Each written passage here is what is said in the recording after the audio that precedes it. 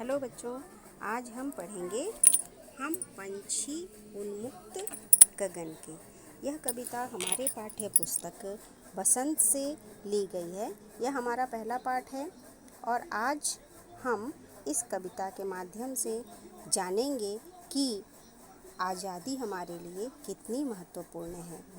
प्रस्तुत कविता श्री शिवमंगल सिंह सुमन जी द्वारा रचित है और इस कविता के माध्यम से कवि हमें आज़ादी के महत्व के बारे में हमें बता रहे हैं।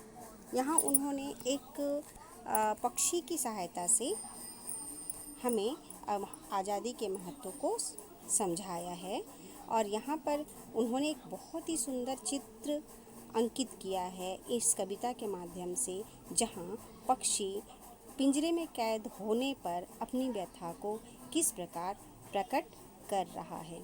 आइए हम जानते हैं। सबसे पहले हम पंछी उन्मुक्त गगन के पिंजरबद्ध ना गा पाएंगे, कनक तीलियों से टकराकर पुलकित पंख टूट जाएंगे। अर्थात पक्षी कहता है कि हम तो खुले आसमान में उड़ान भरने वाले हैं और हमें अगर पिंजरे में बंद कर दिया जाए तो हम अपनी खुशी के गीत नहीं गा पाएंगे। पिंजरा चाहे सोने का ही क्यों ना हो, उसकी तीलियों से टकराकर हमारे पंख, हमारी खुशी के जो पंख हैं वो टूट जाएंगे। आगे, हम बहता जल पीने वाले मर जाएंगे भूखे प्यासे। हम तो बहता जल पीने वाले हैं, हम तो खुले आसमान में विचरण करते हैं और प्यास लगने पर नदियों का बहता पानी पीते हैं। कहीं भली है कटुक निबोरी, कनक कटोरी की मैदा से। यहाँ पर निबोरी का मतलब है बच्चों नीम का फल। तो नीम का फल पता ही है आपको, जब नीम कितनी कड़वी होती है तो उसका फल भी कड़वा ही होगा। लेकिन यहाँ पक्षी कहता है कि हमें तो कड़वी निबोरी भी बहुत अच्छी लगेगी अगर कि हम खुले आसमान में विचरण करते हुए, खुले आसमान में उड़ते हुए हम वो निबोरी खाते हैं। लेकिन हमें यह कतई मंजूर नहीं कि हमें पिंजरे में बंद करके और बहुत अच्छा खाना भी दिया जाए। हमारे लिए मैदा, यहाँ मैदा का तात्पर्य है बढ़िया खाना, यानी हमें पिंजरे में बंद करके अगर बढ़िया खाना भी दिया जाए तो वो हमारे लिए बेमानी है।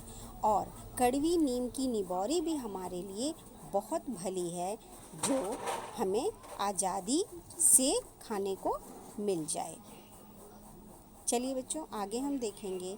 स्वर्ण श्रृंखला के बंधन में अपनी गति उड़ान सब भूले, बस सपनों में देख रहे हैं तरु की फुनगी पर के झूले।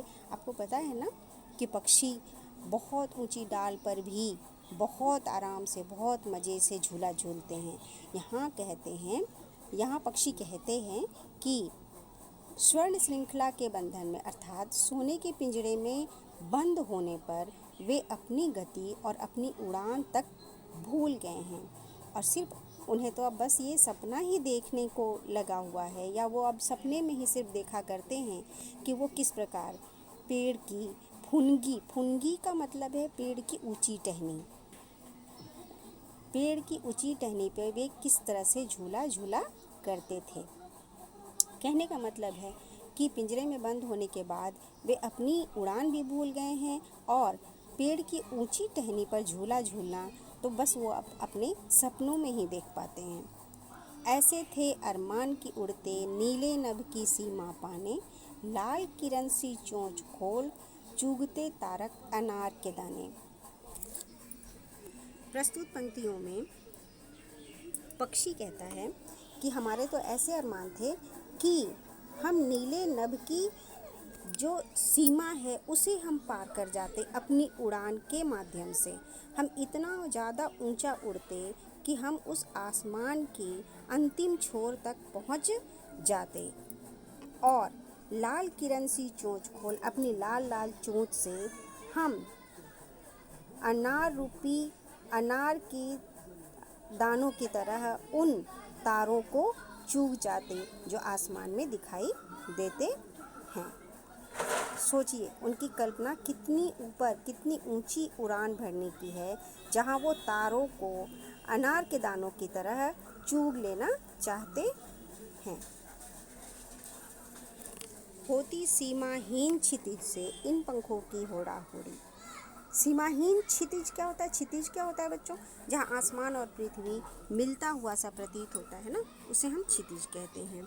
तो पक्षी कहता है कि होती सीमाहीन क्षितिज से, सीमाहीन जिसकी कोई सीमा नहीं, बहुत दूर, अनंत, वहाँ तक वो उड़ना चाहता है। सीमाहीन क्षितिज जहाँ पृथ्वी और आकाश मिलते से प्रतीत होते हैं, वहाँ तक वो उड़ना चाहता है अपने पंखों की सहायता से।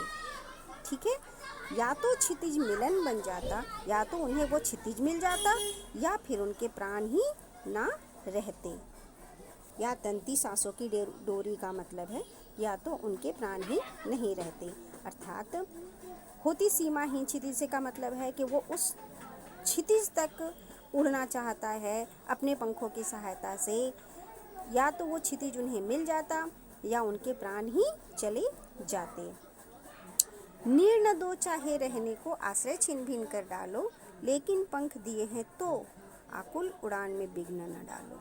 यहाँ पक्षी कहता है कि चाहे तुम हमें टहनी दो या ना दो रहने के लिए, हमारा चाहे आश्रय तुम तोड़ डालो, उनको तोड़ डालो, लेकिन अगर हमारे पास पंख हैं तो हमारी उड़ान में तुम बिल्कुल विघ्न ना डालो, बाधा ना डालो, हमें अपनी उड़ान भरने दो, हमें आज़ादी से रहने दो।